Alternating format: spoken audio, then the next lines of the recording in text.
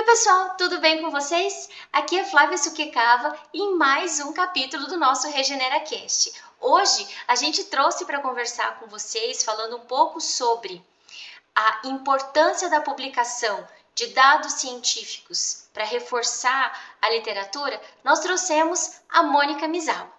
Mônica Mizal é uma amiga de muito tempo. Eu acompanhei a Mônica na graduação. Eu vi a Mônica terminando a especialização, vi a Mônica terminando o mestrado e também vi a Mônica terminando o doutorado lá na USP.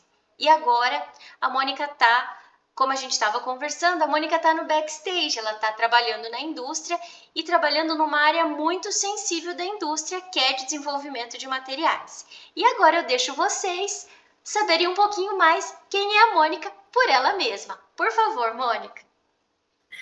Flávia, primeiro, queria agradecer esse convite. É uma honra para mim, em diversos níveis. É uma honra estar aqui com você, conversando aqui no RegeneraCast, e principalmente com você. Né? Você foi uma pessoa que eu acho que me influenciou muito durante a minha formação. A gente estava na graduação, eu estava na graduação, você já estava um pouquinho mais avançada, porque você é um crânio, um gênio, né? A gente não tem tanta diferença de idade assim, mas eu estava na graduação, a Flávia estava como professora, e ela me ajudou muito na minha pesquisa de graduação, e acho que ela foi uma figura muito importante, de um exemplo assim, de pessoa séria, de cientista, e de caminho que eu queria trilhar. A gente conversava muito, né, sobre isso durante aquelas clínicas noturnas de pesquisa. Então, tá aqui hoje podendo conversar com você, falando de ciência, falando de periodontia, nossa, para mim é uma grande honra. Então, primeiramente, obrigada pelo convite. Bom, falando um pouco da minha formação, né, eu sou dentista, formei na UEM, na Estadual de Maringá, e a minha formação foi ali voltada para periodontia, implantodontia. Eu fiz a especialização, a Flavinha acompanhou, acho que quase toda a minha formação acadêmica, né? E eu era super do meio acadêmico, e para mim eram essas aspirações, né? Eu via essas pessoas brilhantes ali, fazendo e acontecendo, e eu pensava, poxa, quero ser igual. Então, busquei fazer meu mestrado, além da especialização, né, fiz o mestrado, fiz o doutorado lá na USP, um pouco também influenciada pela Flavinha, que também foi fazer na USP o seu doutorado, e também fui lá buscar minha formação. E assim, no meio desse caminho, né, que o plano era ser docente, e assim, clinicar também, mas meu objetivo de vida era muito voltado para a docência, né? E aí eu descobri a indústria, assim, e foi uma grata surpresa para mim, uma grata surpresa. Acabei, enfim, né, o doutorado acho que trouxe uma gama de possibilidades para mim de conhecer pessoas diferentes, com backgrounds diferentes. E nisso eu pude conhecer uma figura que foi importante também, que foi Marcelo Caldereiro. Trabalhava já na indústria, desde ele formou, assim, teve uma vida, uma formação bem diferente da minha, porque ele se formou dentista, ele nem clinicou, ele foi para a indústria, assim. E depois ele foi se aprimorar com mestrado e tudo mais, mas a raiz dele era a indústria, e a meu era o contrário, né? E aí a gente se encontrou, teve uma troca super legal. Ele falou: olha, tem uma vaga abrindo, né, numa empresa bacana, Geistlich, por que você não tenta? Eu acho que tem o seu perfil. E eu falei, nessa, né, de tentar, eu fui, achei que deu super certo, eu amei trabalhar na indústria, como eu acho. Eu me surpreendi, assim, positivamente, eu não achei que eu gostava tanto do dinamismo, enfim, de várias coisas. E fui cada vez mais, né, indo e me especializando mais e me aprofundando mais nos conhecimentos da indústria mesmo, mas sempre pautado na ciência. eu tinha mais ou menos 2 grandes vertentes que eu cuidava nessa empresa suíça, né? Nessa filial aqui do Brasil, mas a empresa suíça, que era pesquisa científica e treinamento e educação. Além de algumas outras coisas ali. Mas eu acho que eu pesquisadora, assim, sabe, sempre pesou um pouco mais. Eu gosto de treinamento e educação, gosto de criar conteúdos, mas para mim a veia científica puxa bastante. E aí no final do ano passado eu tive a grande oportunidade de poder exercer isso. Aqui, mudei para Curitiba, né? Falou aqui, porque estamos aqui eu e você. Mudei para Curitiba para começar esse trabalho na Neodente, que é uma empresa que ela, né, tem uma história muito bonita dessa fabricação de implantes, que começa com o doutor Geninho, com a doutora Clemilda, aqui mesmo no Paraná, aqui em Curitiba, mas que hoje, né, se expandiu para o mundo inteiro, e com isso se viu a necessidade de ter um departamento clínico, ter um departamento que cuida dos dados clínicos, para que esses produtos, né, continuem com a sua qualidade dentro do mercado e também expandindo para mercados diferentes.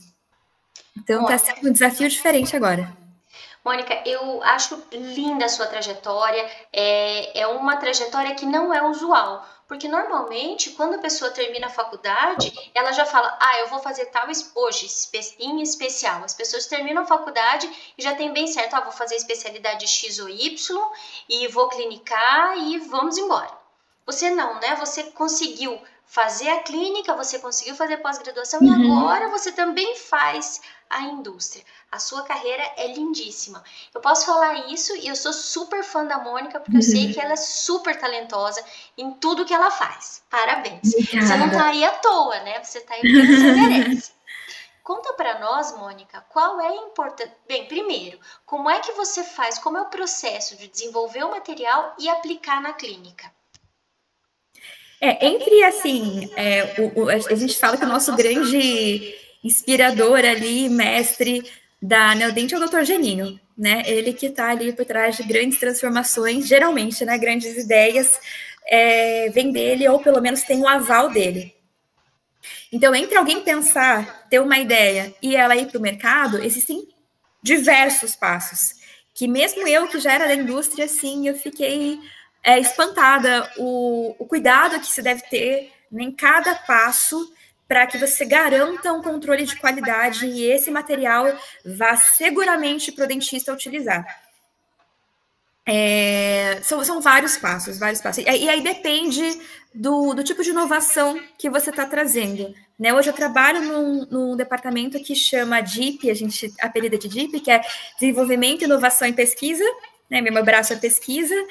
E é isso, eles fazem todo o planejamento do conceito, e aí tem engenheiros e técnicos maravilhosos que vão pegar a ideia de um dentista, uma ideia de alguém, e transformar aquilo num produto, sabe? Num papel, desenhar aquilo, montar protótipos, e geralmente desses protótipos, de uma ideia, saem, sei lá, 1000 protótipos. Isso é muito comum, saem 1000 protótipos. Por quê? E se você fizer a cabeça um pouco maior, um pouco menor, se tiver, tem que medir todas as variáveis, né? E se fizer um pouquinho, todos os ICs eles vão medir, e eles têm máquina para tudo, que eu falo que é o nosso parque de diversões, sabe? Porque é a tecnologia maravilhosa ali. Por exemplo, eles fazem ciclos de desgaste para ver que instrumentos que são reutilizados, quantas vezes eles podem ser reutilizados. E aí eles fazem toda a mimetização tem todo o processo para mimetizar o uso desses produtos, ou produtos que vão ficar em boca, que vão sofrer escovação, processo de abrasão da escova de dente, do pasta de dente. Então, eles têm máquinas que fazem isso, e eles veem quantas escovações ou quantos ciclos os produtos aguentam. Então, assim, para você ter uma noção, eu me espantei, tem até um teste para ver a força que você precisa fazer para abrir uma embalagem, principalmente quando a gente fala de embalagens estéreis, né? Que não pode ser frouxo, obviamente, que senão acaba com a esterilização, mas também não pode ser super difícil que você não consiga abrir. Então tem que ter uma força certa, e eles medem isso em newtons, assim. É um cuidado que eu não imaginava que isso envolvia na produção de um implante, ou de componentes, etc. E eu acho que eu acabei até me perdendo na sua pergunta.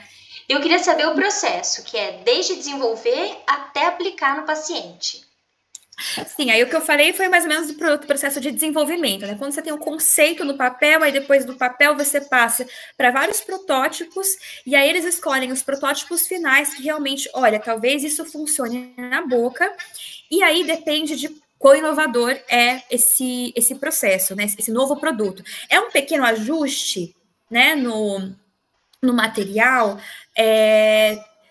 aí talvez dê para fazer testes clínicos já, que não necessariamente são pesquisas clínicas. É você colocar no paciente, ter o feedback do dentista, ter o feedback do cliente. Mas isso, obviamente, tendo um comitê de ética, né? E aí entra a minha equipe aí para cuidar da parte do comitê de ética, para que qualquer produto que seja colocado na boca do paciente sem a Anvisa tenha um respaldo legal e tenha, né, os cuidados com o paciente não pode correr riscos.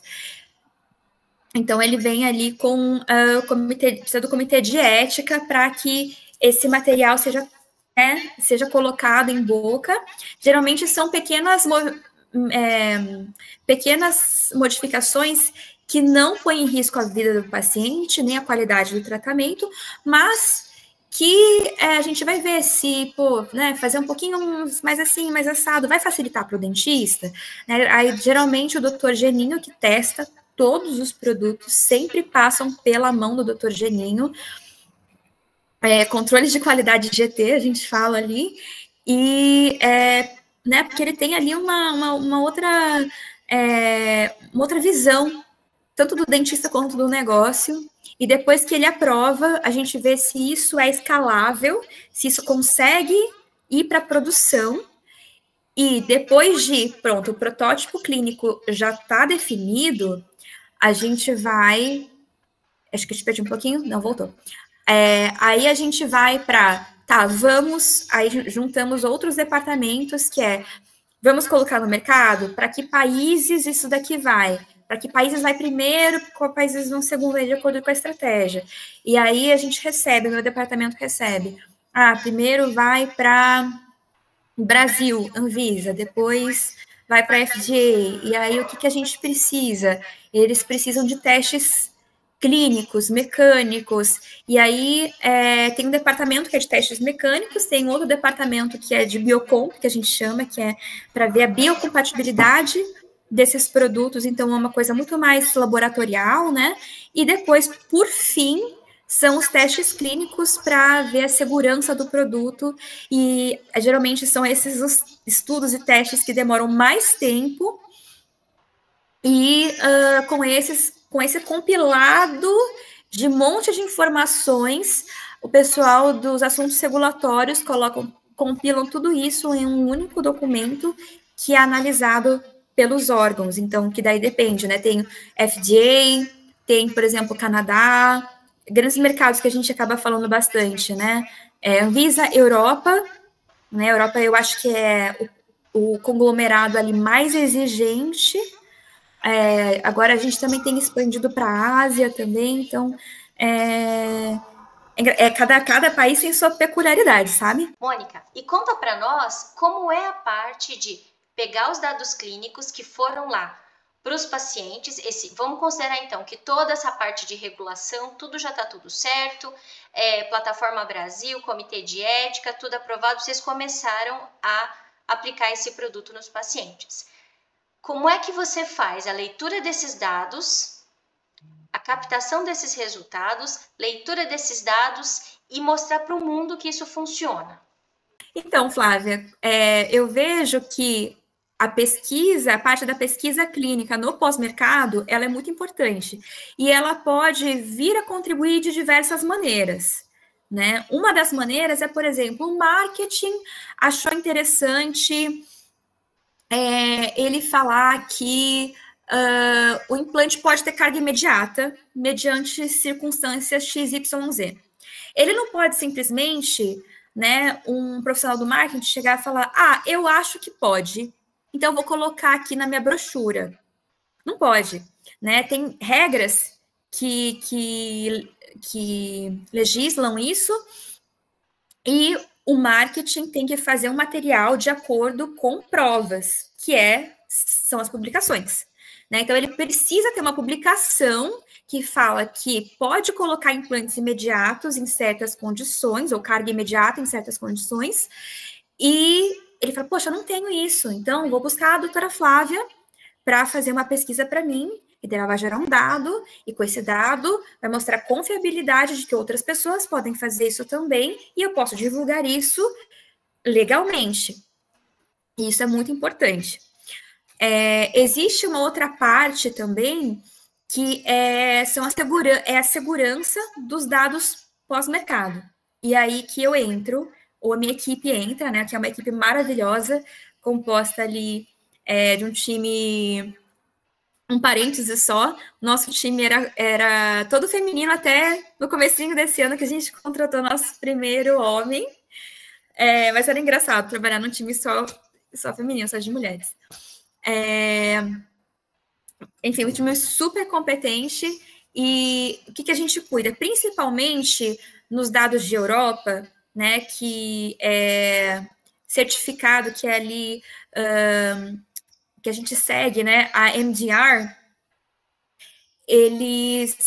a gente precisa não somente ter o clearance para entrar no mercado, mas para se manter no mercado, você precisa comprovar repetidamente que seu produto continua seguro.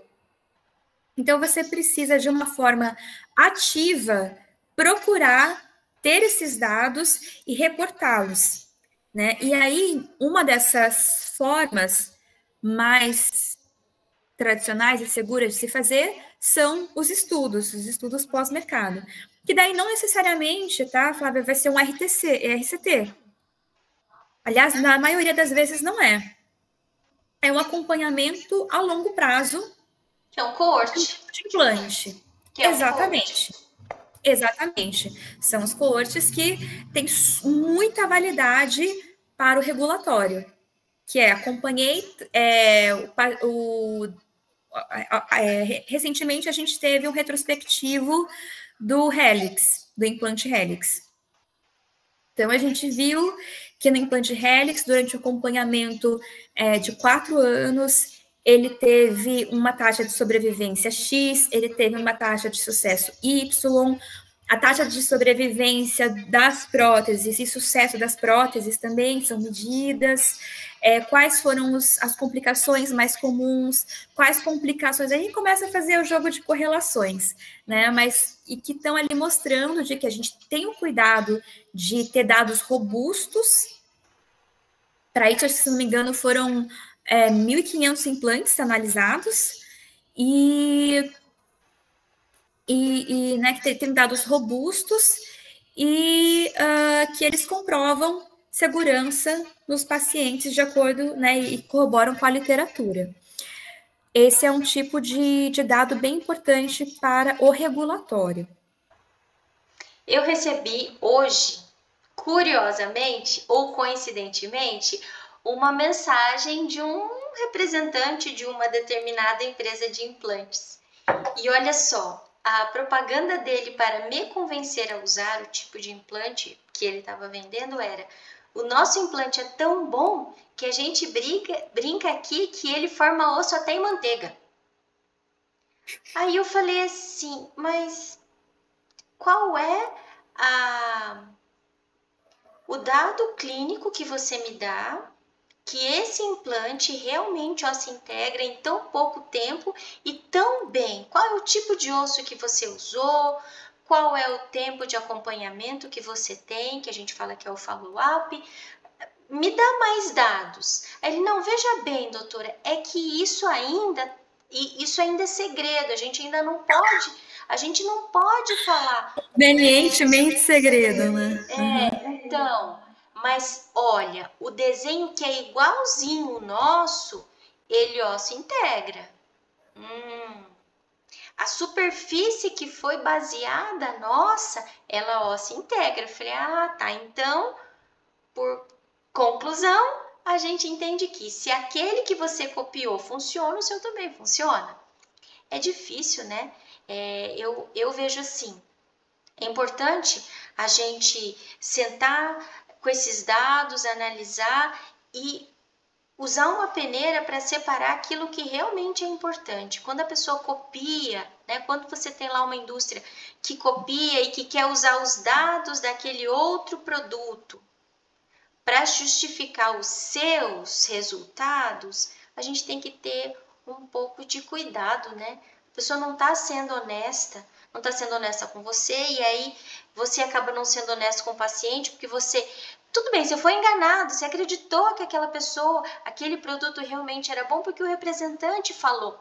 Mas é você, mesmo sem querer, você está enganando o seu paciente, isso não é legal, né? Eu acho que assim, a gente tem que tomar muito cuidado, porque nesse caso que você falou, o representante, ele não mostrou nenhum dado concreto. Não. O único dado concreto que ele falou foi, na verdade, foi uma péssima venda, porque a única coisa que ele falou foi: todos os meus concorrentes funcionam. É verdade. Eu não sei se o meu funciona, mas eu copiei dos meus concorrentes e os meus concorrentes funcionam. O que eu iria fazer como cliente? Eu iria nos concorrentes, que eles funcionam, já está comprovado, né? Na indústria, assim, no regulatório, é muito, muito comum a gente usar o que a gente chama de predicates, ou tem uma classificação, né, para dispositivos que são os mesmos, são idênticos ou são similares. E aí você pode colocar ali quais são, né, e não precisa ser da sua marca, quais são, principalmente se são assim só similares, para você falar, ó, existe algo parecido já no mercado que está funcionando. E aí você faz uma vasta busca na literatura e fala, tem informações sobre isso, X, Y, Z, né? Que não necessariamente quer dizer que meu implante vai ser igual. Quer dizer que isso já existe no mundo, já existe na literatura, não é novo, e a gente chama de algo de... É uma classificação que chama Well Established Technology. É uma coisa que já está aí há algum tempo. Então, não fui eu que inventei, né? Não foi a Neodente que inventou os implantes ósseo-integráveis, mas ela inventou uma diversas partes de coisa, né? Tem diversos features que tem nela que não tem nos outros, aí você vai montando o seu caso, falando o que parece, o que não parece, faz alguns testes e mostra os seus dados. Aí você tem que mostrar os seus dados também. Mas no regulatório é comum a gente utilizar assim, olha, isso já existe no mercado, não existe no mercado. Mas, como você falou, cuidado com as comparações. Né? Não é. Eu vejo, hoje foi uma coincidência, né, de estar falando de implante, mas eu já recebi muito a respeito de biomateriais. Então o representante vem e olha só, eu sou só a clínica, eu sou a ponta do negócio, eu sou a ponta da corda.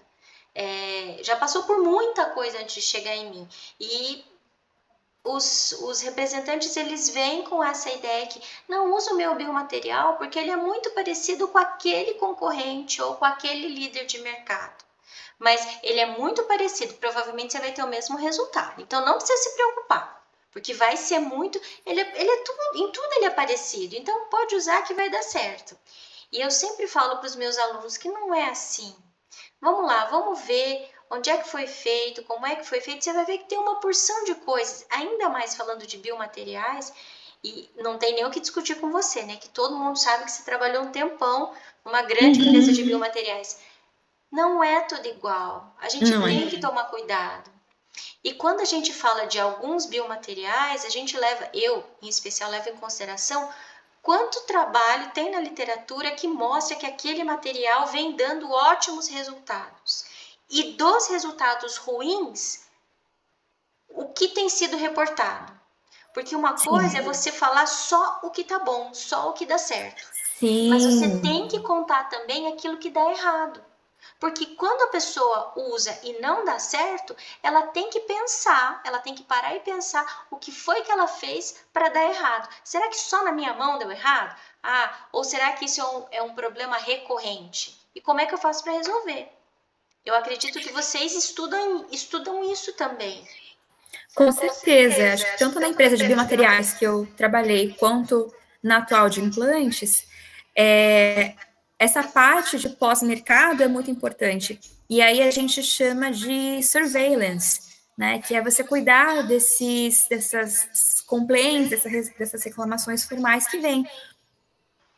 Muitas empresas que não estão acostumadas com um regulatório tão exigente, elas podem ter a tendência de passar por cima dessas coisas, né? Dessas reclamações que, não, eu acho que não é nada. Eu acho que é o cliente que não soube usar, e não sei o quê, e não reportam direito. Na verdade, isso é uma parte muito séria que deve ser registrada e a empresa deve ter um manejo para isso, né?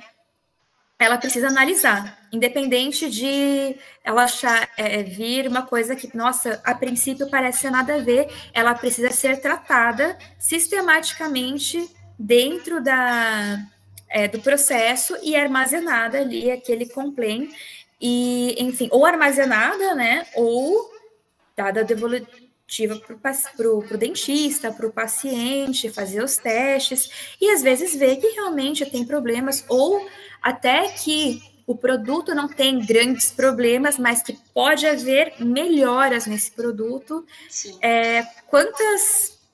Quantas melhorias já foram feitas assim, né, com feedback de clientes? Então, para você ter uma marcação CE, você precisa ter essa vigilância ativa. Mônica, e do seu ponto de vista, conta para nós, qual é a importância dos reportes de casos clínicos? Porque eu não sei se você percebeu, mas nas especializações ultimamente, os professores têm dado, os coordenadores têm dado muita atenção para que os alunos façam o reporte dos casos clínicos que eles estão atendendo. E com isso facilita muito o processo da escrita, porque o aluno já dominou o caso clínico, porque afinal de contas foi ele que fez, e facilita porque aquele tempo que ele passaria escrevendo a monografia, que antigamente era um peso de porta, né? Hoje é um material que pode ser publicado. Prático. Qual é o seu ponto de vista a respeito da importância do reporte desses casos clínicos? Olha, tenho pontos de vista diferentes, assim, eu vou explicar. Do ponto de vista de indústria, isso é muito valioso. Muito valioso para a gente. Toda a literatura que é publicada e você cita o material, JJGC, por exemplo, né, Neodente, isso vai para um report nosso e isso alimenta os nossos documentos que servem para manter ou para obter a certificação da marcação CE.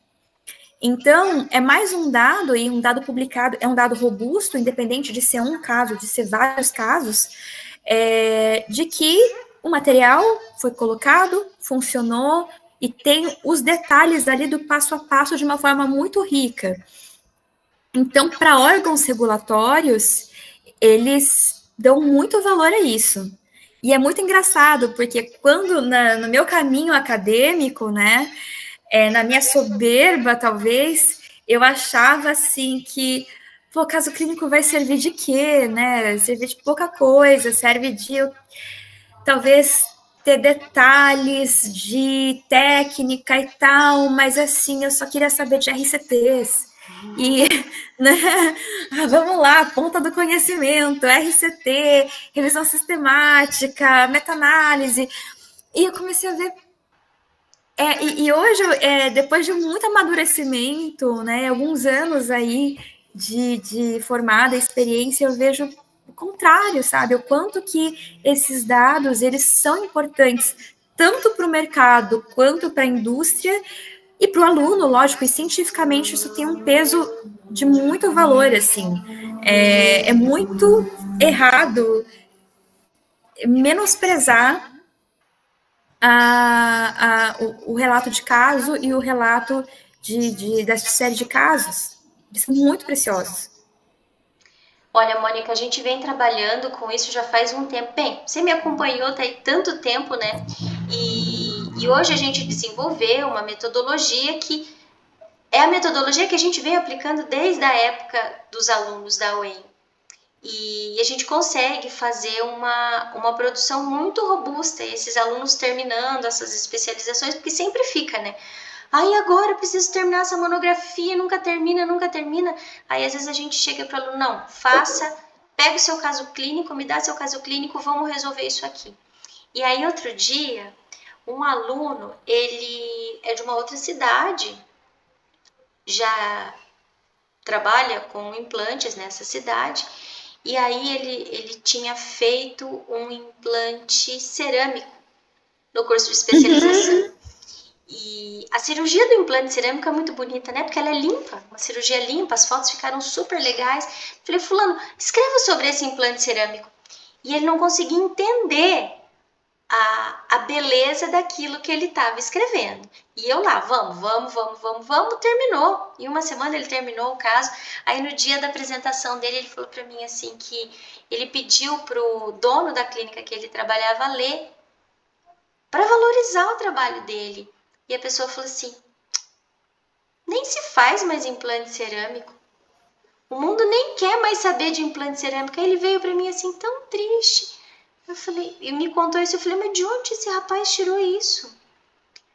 Aí conversando com ele, eu falei assim, mas ele lê alguma coisa? Ele, de onde ele tira informação para ele continuar crescendo na profissão? Ah, ele vai em congresso, ele falou que ele ouve lá as pessoas falando no congresso e tá tudo certo. Olha o grau de ignorância da pessoa, né? E olha, por que eu tô falando isso? Porque às vezes a gente faz o reporte de alguma coisa que deu errado. E a gente fica tentando entender por que deu errado. Sabe o que eu acho que vem dando errado? É que as pessoas não são treinadas para usar. E aí, quando as pessoas não são treinadas para usar, elas não conseguem obter os melhores resultados, ou com a técnica ou com o material. Tenho certeza que você, quando trabalhava na educação, deve ter visto muito disso. Sim. Muita gente, eu acho que é um viés, né, do clínico, do especialista, ultra especialista, que ele tem uma mão excelente, e ele foi ali, ó, se afunilando, só que ele se especializou nisso. E agora, para ele mudar a técnica dele para aquilo, que é novas tecnologias que vão se estabelecendo, ele precisa o quê? Vestir as chinelas da humildade de novo, né? E voltar a ser aprendiz. Só que isso, às vezes, o ego não permite, né? E tudo bem, eu acho que eu até entendo, assim, eu não sou tão conhecedora do histórico dos implantes, mas eu entendo que quando os implantes cerâmicos surgiram, houve-se uma grande expectativa de que eles iriam substituir completamente os implantes de titânio, e com certeza não foi isso que aconteceu, e nem vai acontecer. Eu acho que os implantes cerâmicos, eles têm um nicho, ele tem um espaço, uma indicação, e eu acho que é interessante o profissional, sim, saber trabalhar com os dois, mas é o que você falou, é um implante que ele precisa de mais regras, ele é mais, né, ele precisa de um protocolo mais certinho. Então, talvez, se o dono da clínica tivesse lido o trabalho do aluno, ele aprenderia muito mais. Né? Exatamente. Então, eu vejo assim, que você está trabalhando com o desenvolvimento do material, a gente que recebe esse material está trabalhando e escrevendo os resultados que a gente observa, e a gente torce Eu imagino que você torça também para que as pessoas aprendam a usar o material da forma adequada e da forma indicada para observar e para obter os melhores resultados com aquilo que vocês vêm desenvolvendo. E as pessoas vão aprendendo cada vez mais, é a minha intenção, que elas vão aprendendo cada vez mais e aprendendo com os próprios erros e evoluindo com aquilo que já vem dando certo. E com aquilo que também dá errado, né? Sim, mas, poxa, essa publicação do aluno foi uma grande contribuição e, aliás, depois me passa a referência, que se eu não tiver nas nossas referências, eu quero colocar lá, porque é isso, tem coisas que na literatura que elas já estão muito, muito, muito já bem estabelecidas e é mais repetição. Mas tem outras coisas, outras novas tecnologias, tipo o cerâmico, que começou, como é mais recente, também tem menos informações. Então, cada dado novo, ele é importante, ele alimenta um sistema para a gente. Né? E olha só, e tem coisas para nós na ciência que mudam muito rápido. Tem, acho que uns 2 anos, a gente, numa turma de especialização, nós escrevemos um guia de periimplantite. A primeira parte a gente falava sobre as características da doença, como é que fazia diagnóstico, e a segunda parte a gente falava de tratamento. Hoje, 2 anos, é muito rápido. A gente já tem uma classificação do defeito da doença periimplantar.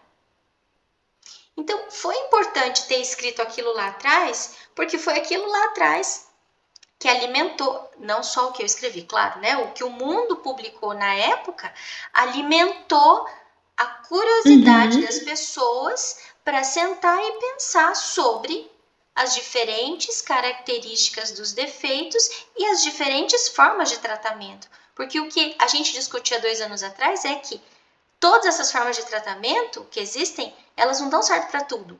Elas dão certo a forma 1, trata o defeito 1, e a forma 2 trata o defeito 2. Se você trocar... E a nossa dificuldade era o diagnóstico.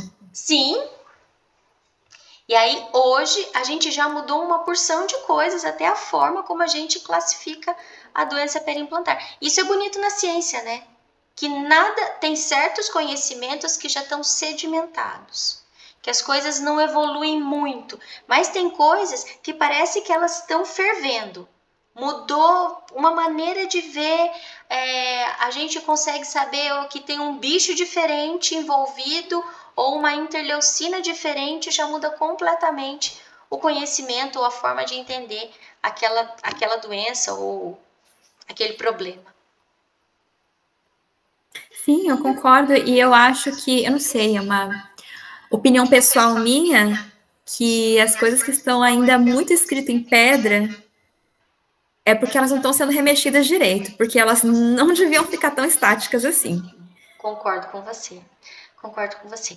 Bem, Mônica, muito obrigada pelo seu tempo, pela sua disponibilidade, pelas suas ideias, pela sua gentileza. É sempre tão bom ver você e mais feliz ainda de ver você tão bem assim. Ai, Flavinha, eu tenho a liberdade de chamar de Flavinha, vou continuar te chamando de Flavinha. Claro que tem. Então, Flavinha, muito obrigada pelo convite, o prazer foi todo meu, espero ter contribuído aí um pouquinho nessa discussão, colocado aí umas cutucadas aí no pessoal que está assistindo. Deixo o meu contato para todo mundo que quiser conversar, fica à vontade, eu sou super aberta, para quem quiser saber, sei lá, sobre a carreira da odontologia dentro da indústria, né, dos dentistas da indústria. Tem muita gente que vem me procurar para conversar sobre isso. Gente, adoro. Me procurem, me escrevam, fico muito feliz. E ainda mais feliz de bater esse papo com você. Você sabe que se a gente pudesse, a gente ficava aí até de madrugada, abrir um vinho e ficava aí, ó, tocando sobre esses assuntos. Mas vamos deixar o pessoal descansar também. E obrigada de coração. Adorei participar. Querida, até a próxima. Um beijo. Até. Tchau. Beijão, pessoal. Tchau.